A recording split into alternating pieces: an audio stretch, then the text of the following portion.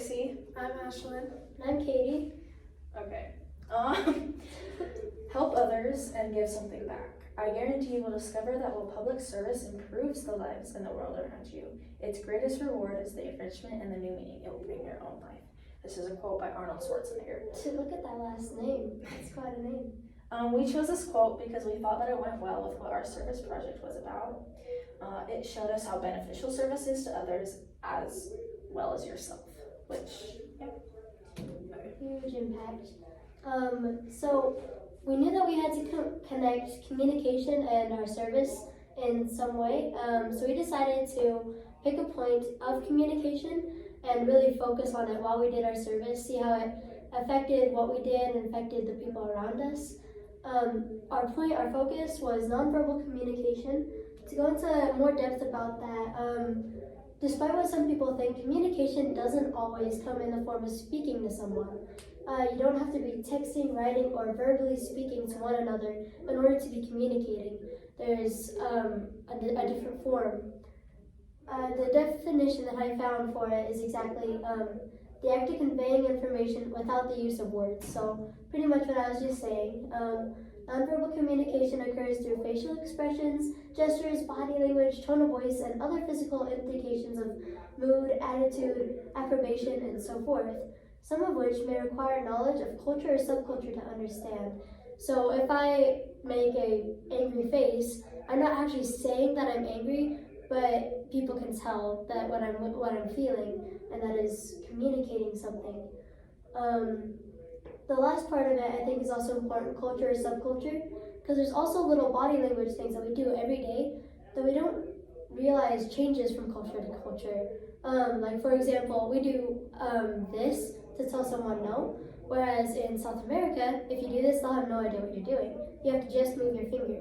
So nonverbal communication is very important everywhere, and it changes. So our overview of our service, so we mainly focused on helping the people around us, which we wanted to be beneficial to our community and help them as much as we could. And so we helped the people around us, the school, and the community. We mainly wanted to help those people with something that they needed done or struggled with getting done. We all tried to get together to do some service, but with our very different and conflicting schedules, it was pretty difficult to do everything together. So we broke off from each other, and we would still work together in pairs or all together if the opportunity presented. However, we did work individually if we could not meet up or to reach our hours. Doing service for someone isn't always just communication between you and the person you're serving. While we were doing our service, whether that was cleaning the gym or vacuuming a classroom, people would notice and ask questions. Not only did we send a message to who we were serving, we sent one to anyone who saw or noticed.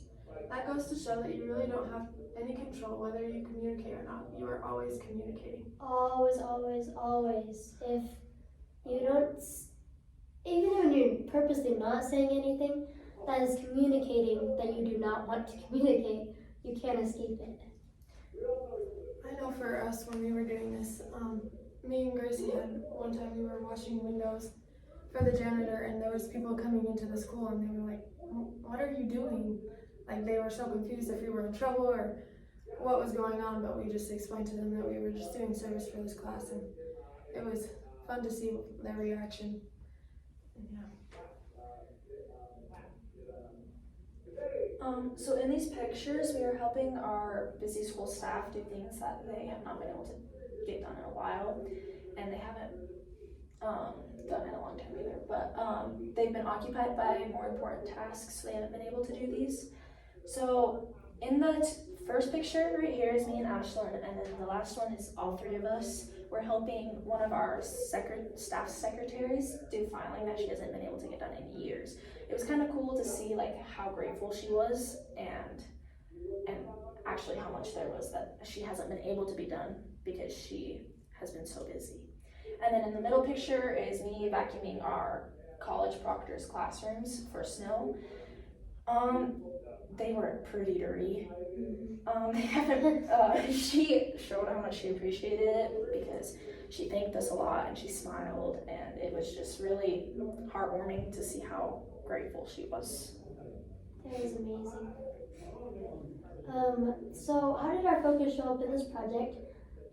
During our project, there was not a lot of speaking going on because we were busy doing service. I don't know about you, but whenever I'm vacuuming, I'm not usually talking to people all that much. But the majority of communication we used was reading facial expressions or observing what was happening. So, like talking to the sorry. so, for example, while we were cleaning windows, we could tell the janitors appreciated our help because they would smile at us whenever they would walk past. So, what Ashlyn just said, whenever they would just smile, it just made you feel happy knowing that you were helping them, that they appreciated it. Another example would be noticing the actions of what our partner was doing and what we could do to make sure that we got done what we needed to get done. We'd also offer assistance when we noticed someone was struggling, so we could finish. Like whenever Gracie and we did a little service together, vacuuming.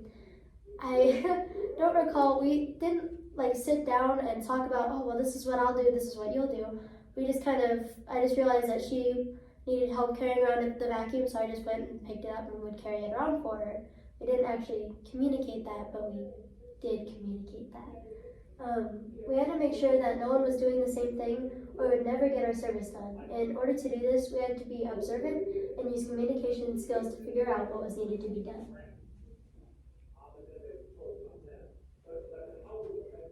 So we learned that by doing service for others, it not only helps them, but it helps us as well. It helped us have a boost of satisfaction because we helped someone and did things that we might not normally do otherwise.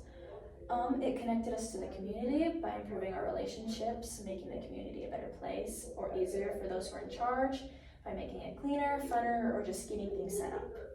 An example of this is I helped set up a dinner for Balloons and Tunes, and they told us that if we had not showed up or asked for them for help, they would not have been done by the time dinner was ready. So they were really grateful for that. Although we didn't do much speaking during this service, the speaking we did do tended to be more focused around what others were doing, asking questions about what was needed or what was going on, making sure all three of us understood what we were doing and that we were all on the same page, as well as the person we were doing the service for, because if we're not on the same page, it's just not going to work. Mm-hmm. We also learned that the things people do may seem easy are actually a little bit more difficult than they are to the eye. For one thing, we don't really see what the janitors do. We know that they keep the environment clean, however, we do not realize what they have to do to keep the school clean. The janitors take a tremendous amount of time and effort to make sure the students have the best environment to learn in. Since we all had different schedules, it was difficult to find a time to work together. So we talked to each other and figured out how we were going to be able to get our service done and when we can work together. We constantly informed of each other of our schedules. This is also a form of communication that is important in service. It might not be as obvious when you think of group service work. If we hadn't done this, we wouldn't have gotten any service done because there would be no way to make sure that we got together, agreed on what we were doing, and got what we needed to be done. Yeah, I am so thankful for the janitors now that I can really empathize with them. Now that I've seen what they have to do day by day, I can feel for them now. And in fact, whenever I was helping out the janitors after school, I was talking to her, and I said, "How often are you here?" She's like, "Oh, well, I get here at 5 in the morning, and I stay all day, and other times I have to get here a little bit earlier." And I feel so bad. I'm like, oh, dang, you have to come that early and just clean for us, just for us to get it messy for you again? She's like, it's just life. So, yeah. So although by doing the service we didn't use a whole lot of verbal skills, we did use a lot of listening and understanding body language. This helped us complete the job we were doing. But before we could start what we were doing, we had to listen to what we were asked to do. So while we were doing the job, we were assigned to do for them, we had to look at how they would react and to how we were doing it and what we were doing.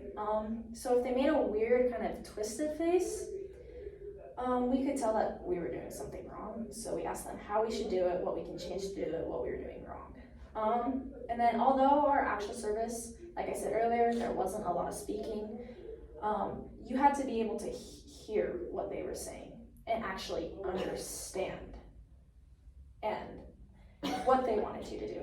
So this is important because it helps us understand what we needed to do to get our work done and even meet their expectations.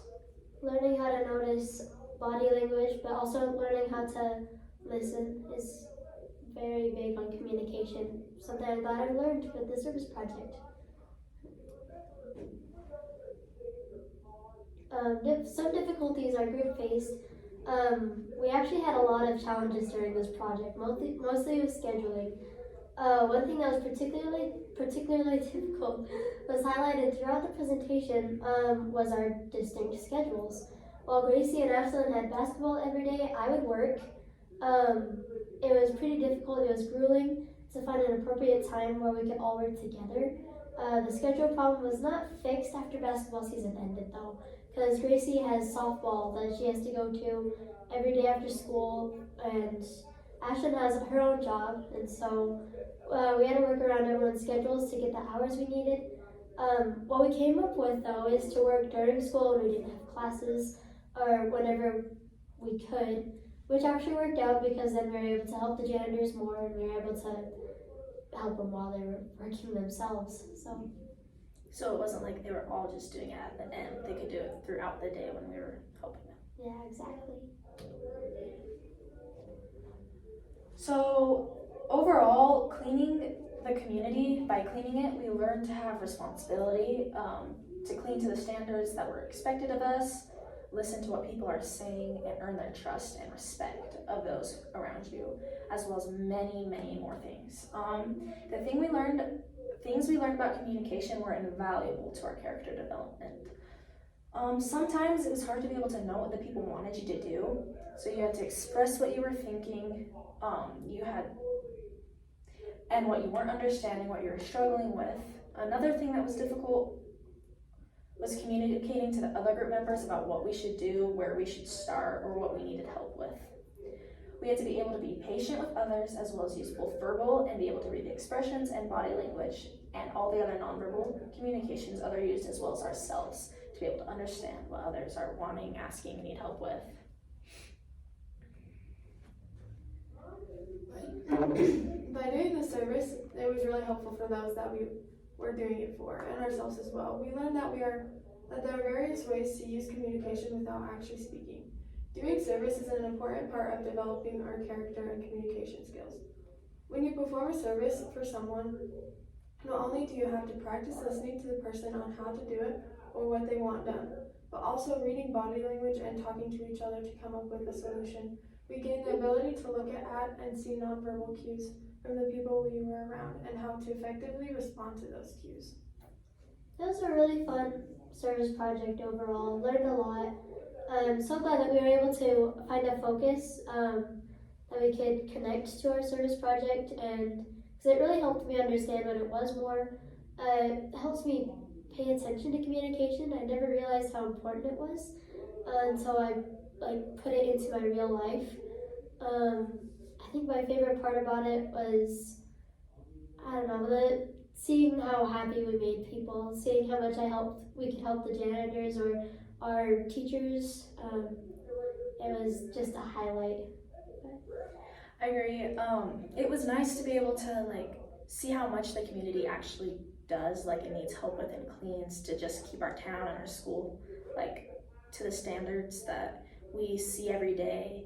That it was nice to be able to help out with things that you don't really notice until you're actually doing them. Helping with Balloons and Tunes was also another thing. Balloons and Tunes is a yearly thing for us, where it's just kind of oh, you get to go see the balloons, you get to go do this and this, but really you have to put a lot of effort into it.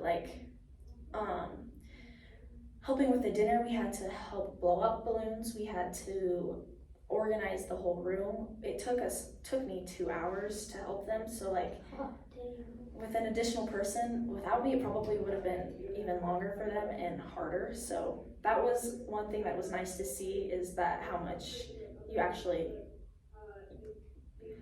our community does do for us, and how much communication, even if it's like not talking or texting, or it's still nice to have that. One of the experiences I had while doing this is I was at the gym in the high school, and I was shooting, practicing for basketball, and I was just there all alone, and one of the janitors walked in, and she started talking to me and asked if we had practice today, what time, and she was getting worried about because she needed to clean up the gym before practice and put the bleachers away, and she was just telling me how she's just this small little lady that is our janitor. She was really worried about lifting up the bleachers and so she could put them back. And so after we talked about it, she left, and so I was just sitting there and I was like, well, this is an opportunity I could take to help her, or I could just not and just go and keep practicing, whatever. But I decided to take the opportunity, so I started to put the bleachers down, and she walked back in and she was like, did you do that? And I was like, yeah. And she was really grateful because she was really stressed out about getting it all done. And there is a lot of stress on the janitors to clean everything, and I just really, I really felt good inside after doing that and being able to help her. And that experience really showed me how much service really does help people, and how much it helps myself, and how much, how good I felt after. So, yeah. So there you go, the end.